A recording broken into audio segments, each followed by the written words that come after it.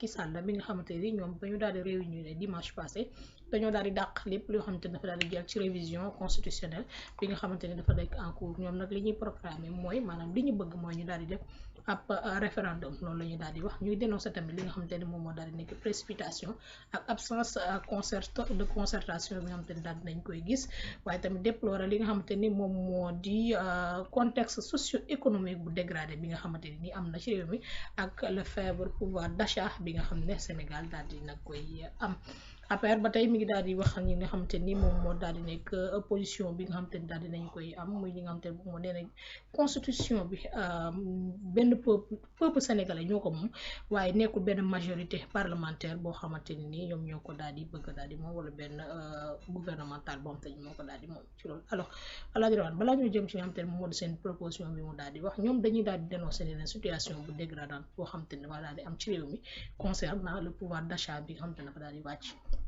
sama question mooy ñoom bi ñu fi nekkee pouvoir d'achat bi dafa yéegoon wala fu mu tolloon ba fi mu ne nii mu wàcc mu jaaxal leen.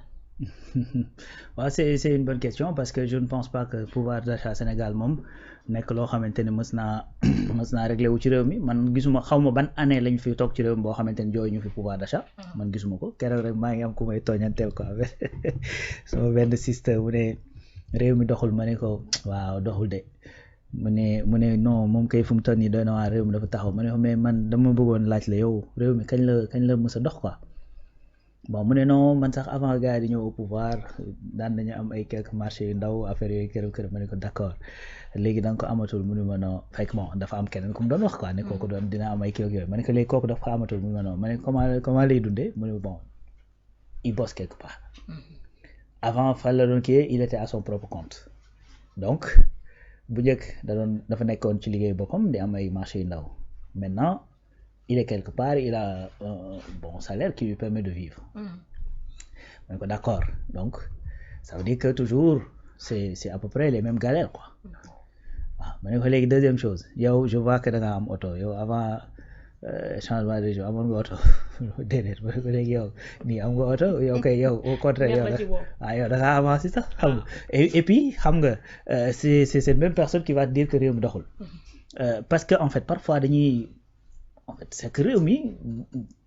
économiquement parlant doxul quoi on est d'accord on est fatigué on l'a toujours été fu mu toll nii li ñu war a def mooy nan la ñuy trouver solution ba génn deuxième chose qui disqualifie effectivement peut-être l'APR ñi nga xamante ñooy wax loolu mooy que ni ñoom dañoo am occasion pour changer loolu ils ne l'ont pas changé pendant 12 ans réew mi dafa metti et puis ci biir 12 ans yooyu am na ci au moins 7 ans wala 8 ans yoo xamante ni que jiite APR da ko ànd ak régime PDS donc au moins 20 ans yoo xam ni il était aux affaires il n'a pas réglé le problème réew mi amul benn bis boo xamante ni fii ci réew mi mën nañu wax ne pouvoir d'achat sénégalais bi dafa ñoŋ amul tu vois léegi nag on est d'accord sur une chose mooy dañoo war a liggéey à changer li nga xamante ne mooy cette situation économique loolu moom c'est la vérité dañu war a liggéey pour changer ko maintenant ñii au moins peut-être mën nañ ne am nañ lay bien que état teg lu ñu fa pour ngay wut lay dañ la teg pour nga wut ay solution li tax may wax am nañ lay mooy bi nga xamante ne régime mi ngi ñëw dañoo changé jox leen effectivement les rênes parce que tous les sénégalais dañoo waxoon ne wala boog ñu ëpp ci sénégalais en tout cas 54% dañ ne ñii fi ne mënuñu indi nañ problème ci réew mi indi nañ jaxasoo ci réew mi te loolu dinañ ci dellu si léegi ci affaire précipitation bi ñuy wax ci demee noonu ba tax na ñun doyal nañ il faut que ñu indi ñeneen ñoo xam ne dañuy ñëw régler les problèmes ñun ñëpp ñu d'accord ci ne am nañu ay problème li ñu lépp bari na xam nga détournement yi bari nañu ainsi de suite mais bi gars yi ñëwee au pouvoir ñu gis ne lañ njortoon ni mooy yàqu-yàqu bu fi ne c'est-à-dire ëpp na ko deux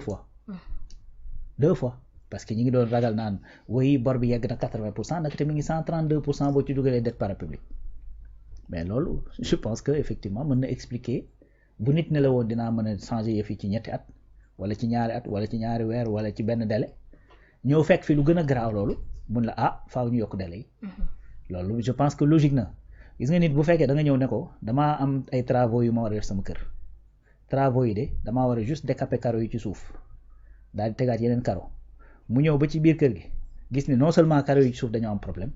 mais faïence yi nekk ci kër gi yëpp dañoo am problème mur ya nga xamante ne ci biir toilette baak yu demee noonu dañu leen a carrelé également dañuy am infiltration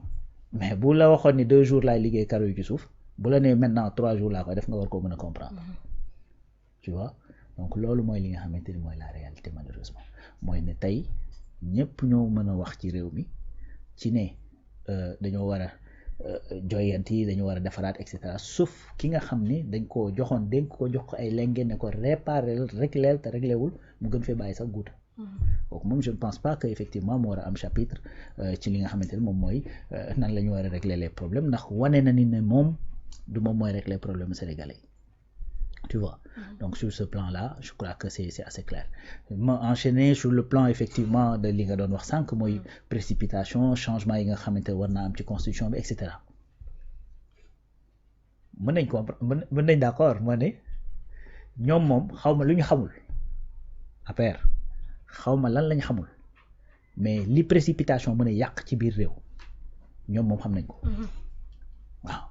ñoom loolu xam nañ ko parce que fii la ñu patamee changer ay élection jaare ko assemblée nationale nar a taal réew mi fii la xewee fii lañ patamee dugal benn loi d'amnistie boo xamante ni ñoom ci seen biir d'accord ñu woon Abdou Mbow mi nekkoon à l'assemblée nationale bokk ci ñi nga xamante ne dañoo voté cette loi d'amnistie d'accordul woon pour la loi d'amnistie Idrissa Seck qui était dans l'opposition d'alors d'accordul woon Pastef d'accordul woon ci bu fekkee ni dañ ciy dugal les lois de sang les crimes de sang et cetera yu demee noonu ba nga xamante ni loolu dañ ne bokk ci en commission ñëw ba plénière ñu ne ci lañ bokk voté wuñ ko kon même waa APR ci seen biir ñu ci bari ànduñu woon ci loi d'amnistie tu vois opposition bi waxi nopp mais dañ ko voté par force aujourd'hui ñooy wëlbati ko waat naan way dindi leen ko dañ ko dindi tout en sachant que même boo ko dindee ña nga njort ne sax mën nañ leen topp kenn mënatu leen topp tu vois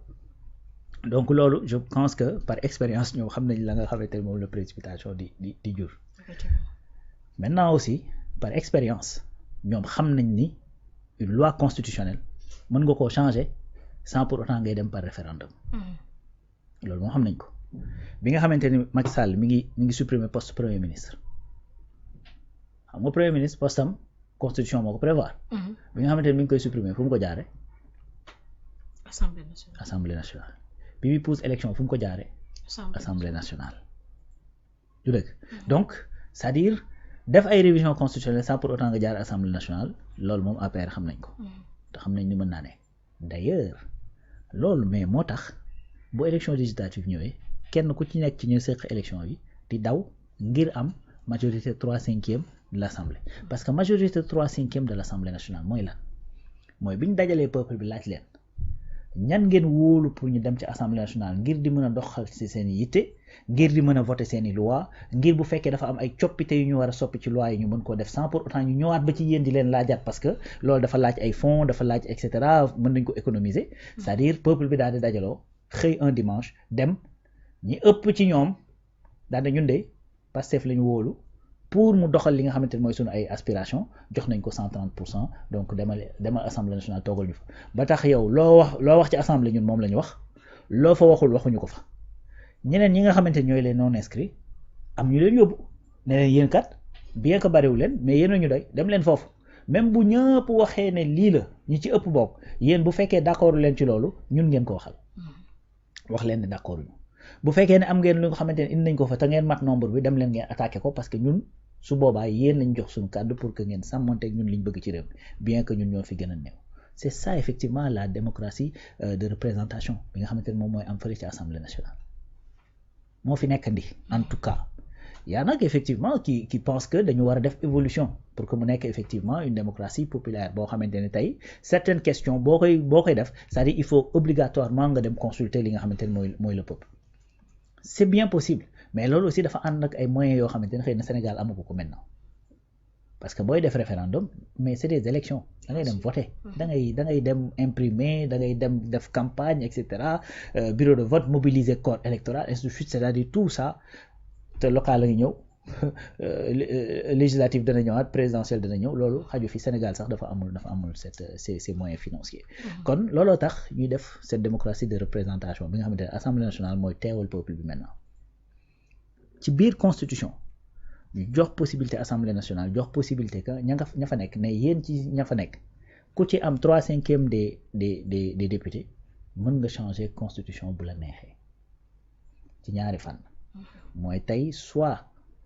gouvernement bi exécutif day jël benn projet indi ko à l'Assemblée nationale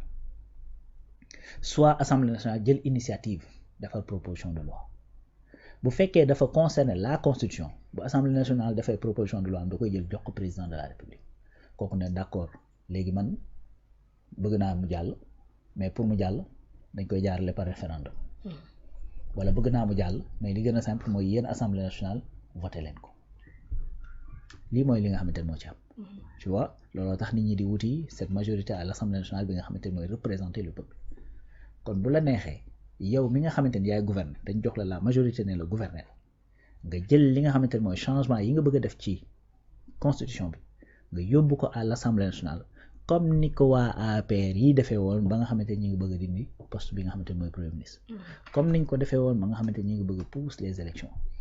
comme ni ko le régime Pastef defee bi mu bëggee dindi conseil constitutionnel conseil économique social et environnemental ak haut conseil des collectivités territoriales bañ ko bëggee dindi majorité ba fa nekkoon une majorité boo xamante ni APR moo ko jiite woon APR lu ñu defoon dañoo bañoon xam nga dañoo bañoon mooy 14e législature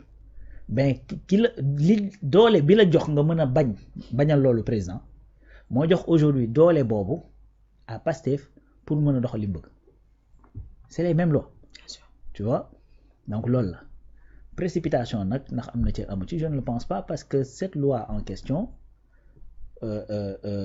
ci avant projet de loi yi nga xamante ne président génne woon na ko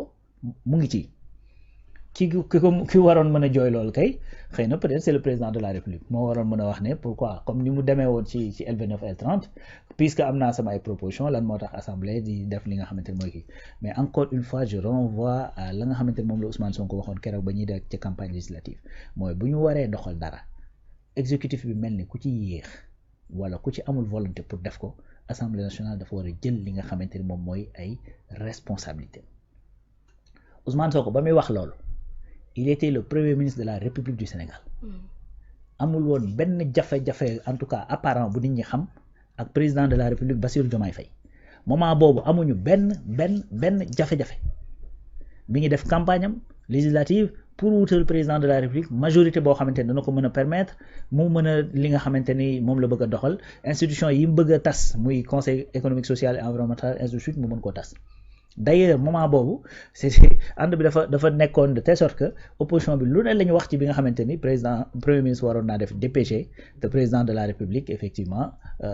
permettre woon mu dem defi DPG n'est-ce pas donc loolu mooy li nga xamante ni moom mooy la réalité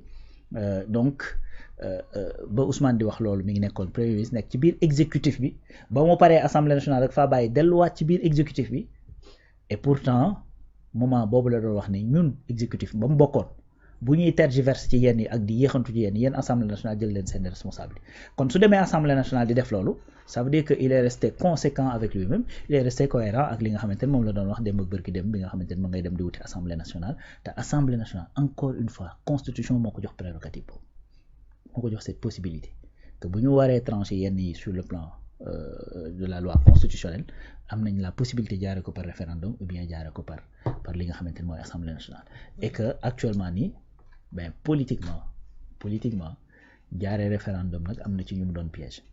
donc j'attends la question suivante ci Maître Doudou Ndoye après j'explique li ma bëgg a wax. bien sûr mu ngi noonu comme ni nga ko daal di waxee keneen ko xamante ni moom tamit day wax ci wàllum référendum mais moom da ko daal di centré ci li nga xamante ne moom moo di tas assemblée nationale daal di defaat beneen assemblée bu bees.